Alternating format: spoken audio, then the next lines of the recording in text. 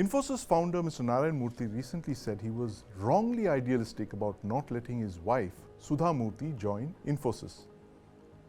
He said something similar in a conversation with MD and CEO TV9 Network, Barun Das, in an episode of Dialogue with Barun Das recorded last June. Mr. Narayana Murthy was asked why his wife, Sudha Murty, then Kulkarni, was not on the board of Infosys. He replied that even though she was the most qualified of all the partners, he did not want friction among the partners.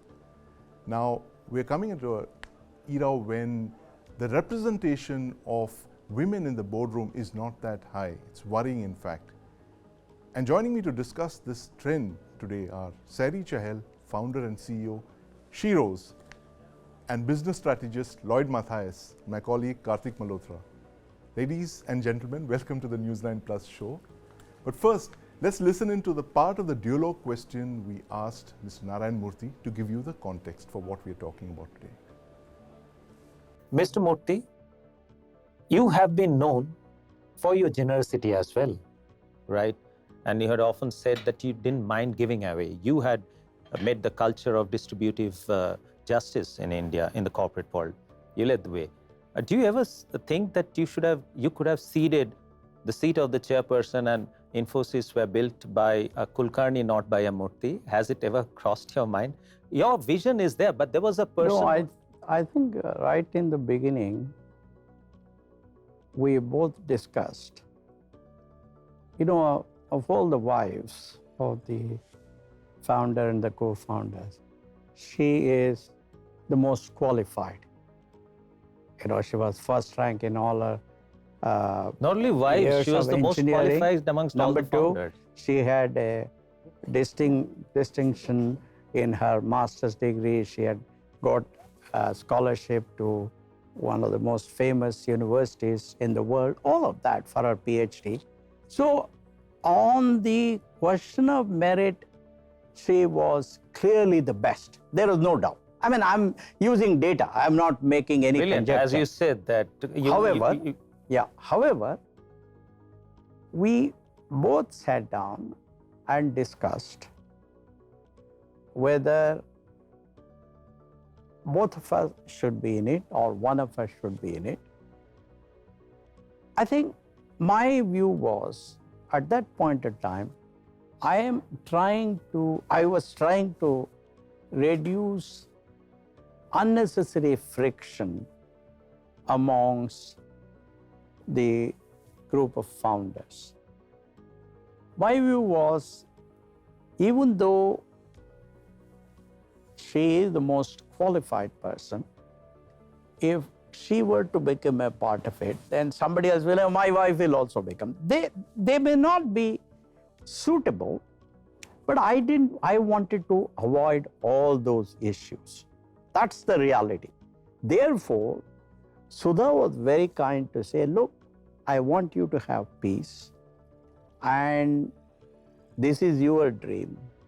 So you run this marathon, and I will look after our kids, and I will raise them as children with good values and with good accomplishment. And that she did better than I expected. No, better than any one of us seen ever. Yeah, in some way, yes. So therefore, there was a reason why both of us decided that we should not have a situation where there could be some unnecessary friction. Even though data was on her side, absolutely. There is no argument on that. The most favorite statement of yours that you believe in God, the rest must bring That's data. right. She was very kind, and she said, this is your dream, so go ahead and do it.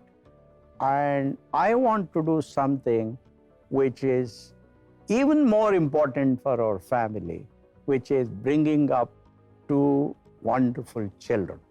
And frankly, I'm very, very proud of that. To all Children of us, who did very well in education, children who have shown wonderful values.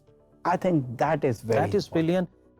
fascinating conversation, Kartik. And you were there, right, when Narayana Murthy said this. It's possibly one of the greatest what-ifs of corporate India. What if Sudha Murty had been part of the Infosys board? She could have actually headed the company and become, who knows, chairwoman. You're right. In fact, that was pretty much the next question that Barun Das had posed to Sudha Murty, that do you regret not being the chairwoman or the chairperson? And he said that, chairwoman could have been a legitimate language word in the English language. Right. And of course, at that time, Sudha Murty also said that she had no regrets because she would not have been able to build Infosys Foundation and she would not have been able to raise the family that she did had she been equally busy as Narayana Murthy, doing a full-time job at Infosys. Right. Sairee, and I want to ask you this question, that what Kartik just mentioned, the fact that why is it that women are the ones who have to choose between the house and their professions? And Sudha Murty took the call of raising her children and she kind of sacrificed that thing and she said, you go ahead and do it. It sounds very, cinematic when you listen to it. But what are your thoughts on this? So exactly, I had the same thought that, if Mr. Murthy was asked to do the reverse, right? What if Sudha Murty was building the company and the choice fell upon him raising children? Would he have made that call? We don't know. But we know for a fact that caregiving in India falls upon women. Yes. We all know a woman in our family, in our neighborhood, who has given up her career to make sure caregiving duties are met. And it's not just children, it's elderly parents, it's home moves, it's family business, it's corporate jobs of the men in the family. So we know for a fact that women do make bigger sacrifices. And it's an unsaid rule, right? Nobody's put this out there, but, and I think the root of all this has two very strong behaviors. One is, I totally believe that caregiving work and cooking and bringing up a home are life skills. And in some ways, I think we teach our women or teach our girls, but we leave the boys out of it. And I've been saying this a long time. Start doing this in school, start imparting life skills and caregiving skills in schools to girls and boys equally, so that when they grow up, this is not a choice, everybody contributes. And second, of course, I think change begins in the boardroom. The reflection of who's in the boardroom seeps in the society, in our stock exchanges, in all our stakeholder conversation, in the kind of employees we have, the kind of culture we have. While Infosys is a unique example, I think we know of enough companies where corporate cultures are not up to the mark. And I think making sure they're equally diverse, they're equitable, they're fair boardrooms is a very humongous task ahead of us, given the ambition of India Inc. And the third point I want to make is women have to work doubly hard to get the same success.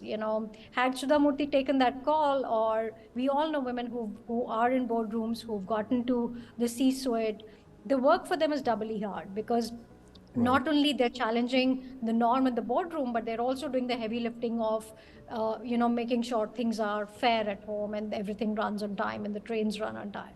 Right, absolutely, Sairee. And I think Sudha hasn't done too bad herself. I mean, if she were asked, where's your daughter and where does she stay? And, and we all know the answer to that, 10 Downing Street. But Lloyd, your thoughts on this fascinating conversation between Barun Das, Narayana Murthy and Sudha Murty, where that absolutely delightful revelation from the blast from the past, and what if Sudha Murty had taken the step and indeed become chairwoman of Infosys.